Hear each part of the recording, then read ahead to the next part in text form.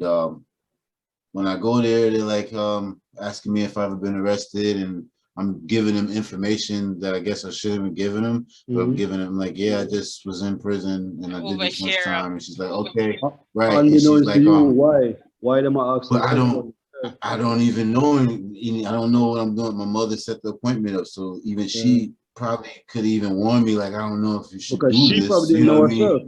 She didn't know either, but something in the back of my mind has me thinking she was like biting her nails, wondering what's gonna happen. But yo, no, I gotta take up for mommy. Actually, what it was is she was surprised that she didn't think I was gonna get let out. So if anything, like, okay, he went to prison now, so he's supposed to go to immigration. So when they let me out and I got a job and I got another job and I'm in the halfway house, and so she's thinking, okay, wow, everything's okay. Good. Roll up.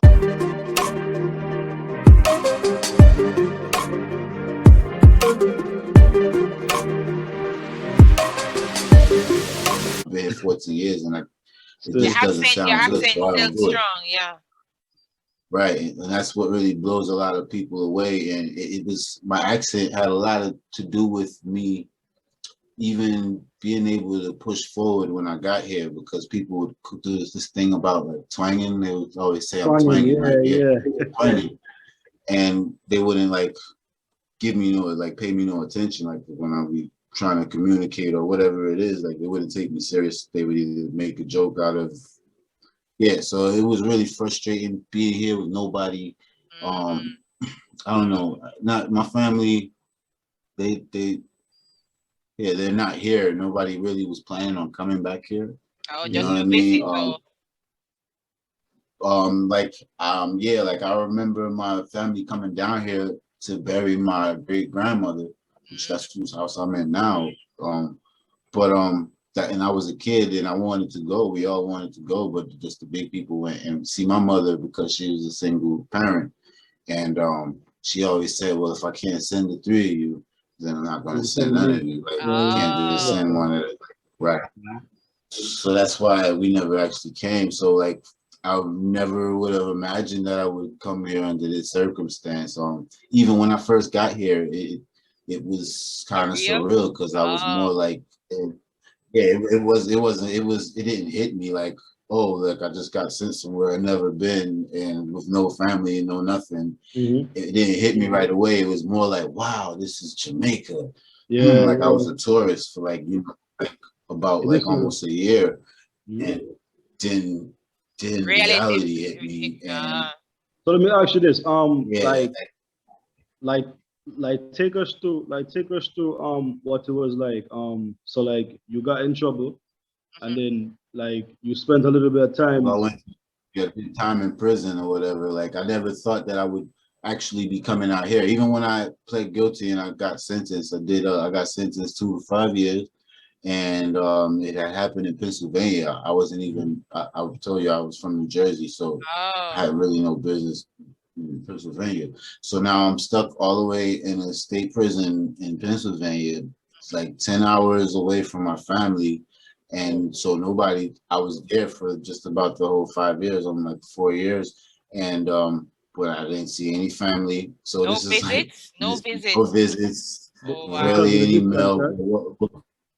Well, the distance for the visits, the mail now, I used to well, I could say for anybody that knows anybody that's incarcerated or that's in jail, whether they guilty, not guilty, whatever, just someone just doing time for their wrongs, you know what I mean? Mail, a letter, it takes so I've seen people cry like when the guard comes past with the mail every day and calls out everybody's name. You see the people whose names not being called. I don't know, I'm a very observant person. Like I said, I'm like a sponge. So my time in prison, actually, it wasn't really like a rough time for me because like I said, I don't really smile. So I didn't really have people mess with me, but I was quiet. And more people say like, you gotta be mindful of the quiet person because you don't know. Yeah, so like, it was like that. Yeah. So but I learned a lot, meaning like I absorbed a lot of different cultures and a lot of things. So but time stops when you're in there. Yeah, yeah. I didn't realize these things until now. So like I said, with the mail, my brother, my sister, and them, they my cousins, I remember everybody's birthday, and for every year I would like get somebody in there that does the good art and get them to do cards and things like that and mail them out before their birthday so it gets there. And even to this day they say it blows me away, and they like, I still got your letters and your cards. How did you remember our birthdays? And like I was so connected to everybody, Because like you and said, but what time I failed to stops. realize is that life goes on and the world still goes on. But prison stuff. So if you For you, time stops. right, it stops. But So I was okay, gonna sorry ask, about that. I Okay, was go going ahead, to make a comment. Growing all along my knowledge, I thought only the UK did that, where you've never been born in a country, you commit a crime and they deport you back to the country of your parent. It's very eye-opening to see that it actually happens in the United States. You were born in Germany to Jamaican parents serving in the military for the United States, on a military base. Yeah. and you grew up Yeah, in New Jersey. You've never been to Jamaica, and you commit a crime, did 5 years, and they actually, deport you here. So for That's me, actually profound for real. Like that is very, yes, profound and eye-opening, because I never knew that happened in the American system. So thank you for sharing that with yeah, it does. Yeah, so like I share my experience yeah, so that I mean everything happens for a reason. I don't definitely. even ask why. I just know something wrong happened besides me getting in trouble. Mhm. I know sometimes like people will say, well, he should have behaved himself and it's good for him, but But everybody's yeah, situation is the way different. I explain it to you, yeah, like yeah, those people are not really in my shoes. Like I don't really judge anybody. I just try to just take and and Mhm. and what I I want get. want to touch on one more thing. Like I Mhm. have known that persons, when their parents are in the military, once their parents are citizens, then the kids are citizens. So is it a case where your parents never did their citizenship, so it affected you? What happened? Okay, yeah. So yeah, I wanted to explain this part too. So it's like because as a child, I never knew. I thought I was American. Yeah, yeah, I never yeah. Oh, left anywhere. Mhm. I know I was born in Germany, but like I never like All you nobody knew ever was explained America. it to me. I just know I never left America again. And even if you think about it, as a child from kindergarten, I said I started school, and we would pledge allegiance to the flag because the United States of America every day from Mhm. 5 years old up to 18 years old, high school graduate, and I never been anywhere but there. Everything I learned was there. But um, my mom and dad, they were like they both entered the United States legally, like so they were legally. like green card holders. Yeah, Mhm. yeah, Okay. they Okay. migrated there when they were kids. My dad migrated when he was like 11 years old. My mom when she was like 14 years old. Like she had just Mhm. started high school in Jamaica, and they met. They didn't know each other. My mom was from all the way here in Kingston, just about, and my dad was all the way on the other side of Jamaica. They didn't know each other, so they actually met there. And what happens now is they both had green cards, so they didn't actually have their citizenship yet. Like I said, Mm. my dad graduated high school and was serving in the military. To him now, he's thinking, It's good. okay, because I'm serving in the military, he thinks that okay, my kids are going to be good and Mhm. everything. So Oh. it was a case where my parents were young and kind of naive and kind of like they didn't really know. Because they So weren't that's thinking why along those lines. yeah, they really yeah they didn't really know how it goes, and maybe they should ask questions, but I don't really put any like I don't really blame them. No, Like no. we all take the blame equally, kind of. But I start to understand more that they just really didn't know what they were doing when they were younger. So now when I was born, um, because they both have green cards. So in Germany, for instance, if you have a child in Germany, depending on if one of the parents have to be German in order for the Yes. child to be automatically German. So at my time of birth, um, none of my parents were German, and they said so. Whatever your parents are, that's what you're supposed to be, I guess, Oh. right? Mhm. So, but that my mother, they didn't know anything about that at first. My mom basically, when she was bringing me back to America, she tried to get me an American passport, Passport. and they Okay. said no, and Wow. they had me travel on her passport. And I traveled to America on my mother's passport. That's when I was 3 months old. And we went back over there because they sent my dad back for another duty. So my little brother was actually born in Germany too, but he's a U.S. citizen. Okay. Right. So during the second duty, that's when my little brother was born. And when he was born, we moved back to America for good. Okay. So what happens now is, in my case with my mother and father, so you have two legal aliens that don't have their citizenship yet. So their kids are not going to take, unless they were born in America, they're saying like your kid is not American.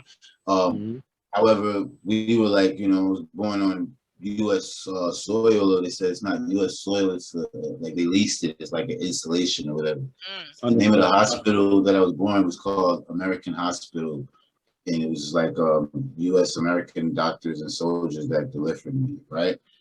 However, now what happens is, when you get your citizenship, so when my parents get their citizenship, technically, if their children are under 18, whoever's under 18 gets their citizenship automatically. So that's how your brother got his. That's how my brother got his, yeah. But now I told you I used to live back and forth with my mom and dad.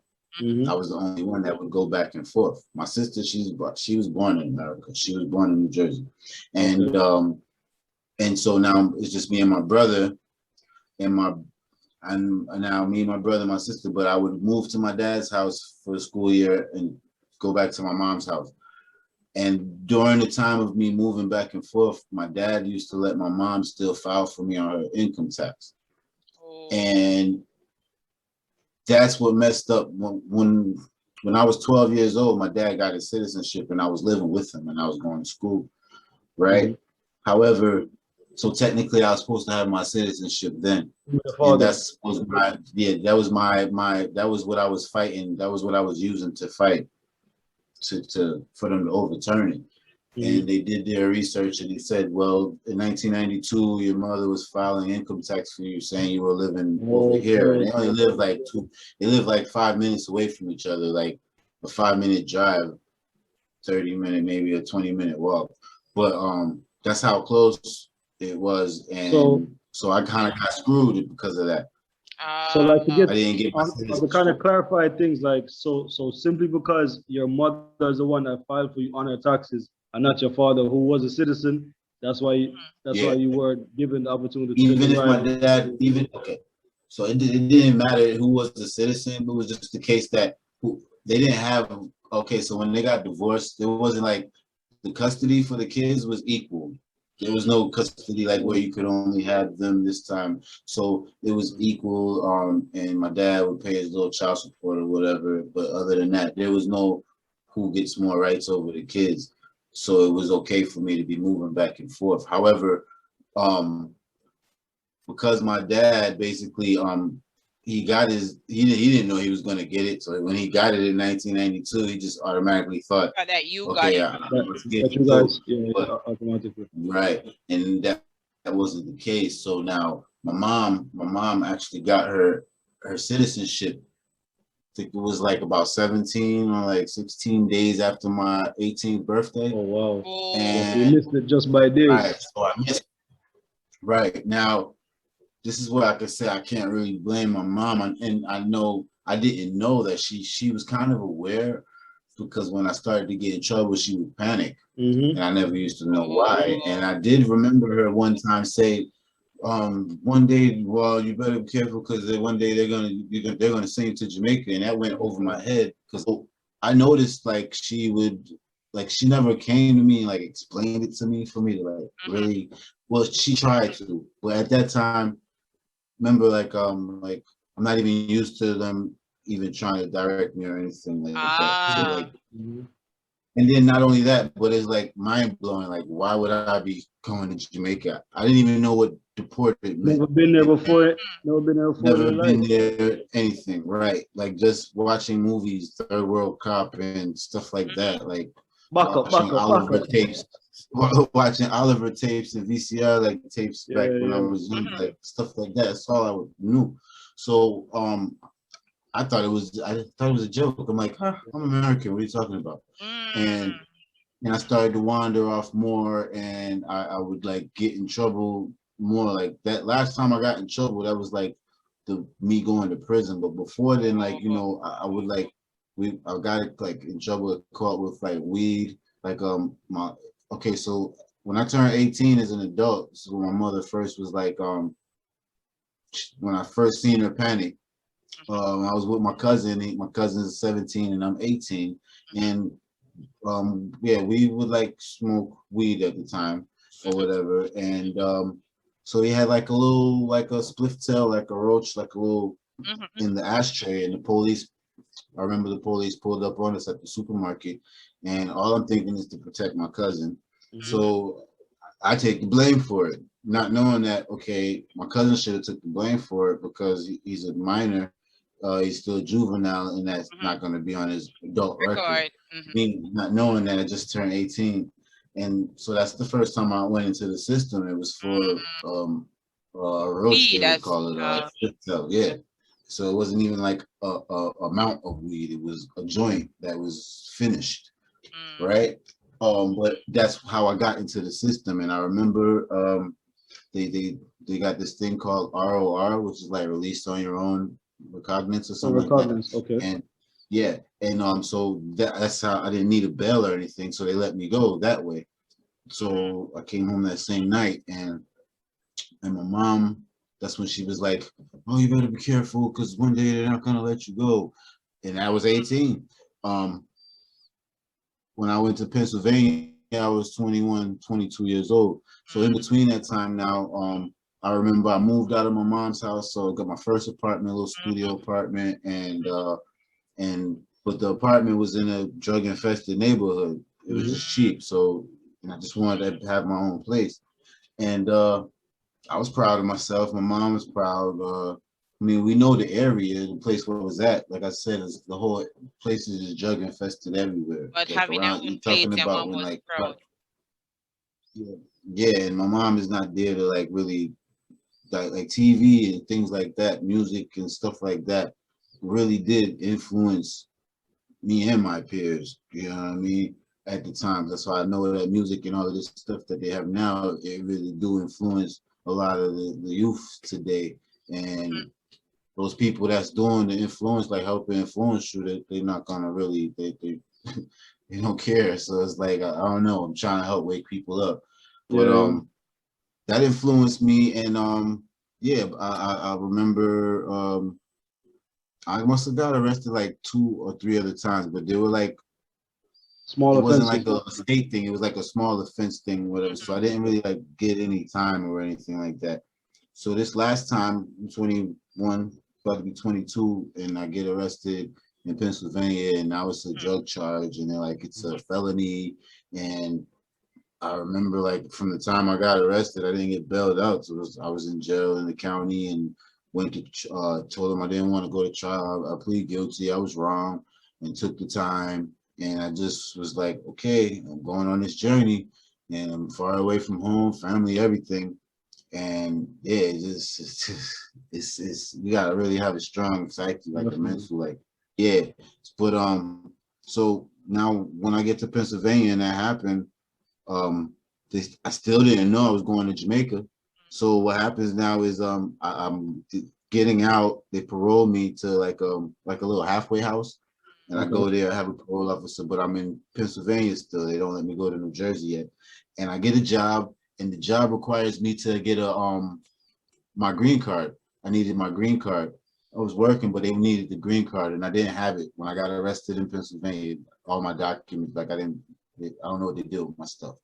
So my mother in New Jersey, she makes an appointment in the immigration building, and my parole officer gives me permission to go to New Jersey for the weekend so that I can go to do the appointment to to get a new green card, alien card they would call it, right? And I remember I went to Newark, New Jersey to the big immigration building by myself. I got to visit my family because they was all in New Jersey, so it's the first time seeing all my family from the time I went to prison and everything. Just that the 2 days or whatever. And when I go there, they're like asking me if I've ever been arrested, and I'm giving him information that I guess I shouldn't have given him, but I'm giving him like, yeah, I just was in prison and I did this much time. And she's like, okay, right. And she's like, why am I asking? But I don't even know. I don't know what I'm doing. My mother set the appointment up, so even she probably could even warn me. Like, I don't know if you should do she this. Probably didn't know herself. She didn't know either, but something in the back of my mind has me thinking she was like biting her nails, wondering what's gonna happen. But yo, no, I gotta take up for mommy. Actually, what it was is she was surprised that she didn't think I was gonna get let out. So if anything, like, okay, he went to prison now, so he's supposed to go to immigration. So when they let me out and I got a job and I got another job and I'm in the halfway house, and so she's thinking, okay, wow, everything's okay. Good. Parole officer stops me one morning and he says, he stops one evening before I'm going, because I moved out of the halfway house. I'm in like I rent a room, like a rooming house, and I'm working. So I'm rehabilitating and I'm going back into the system. And nothing about Jamaica is in my head right now. You know, I'm like on my second job, I'm working 2 jobs, and I'm, trying to get it back together.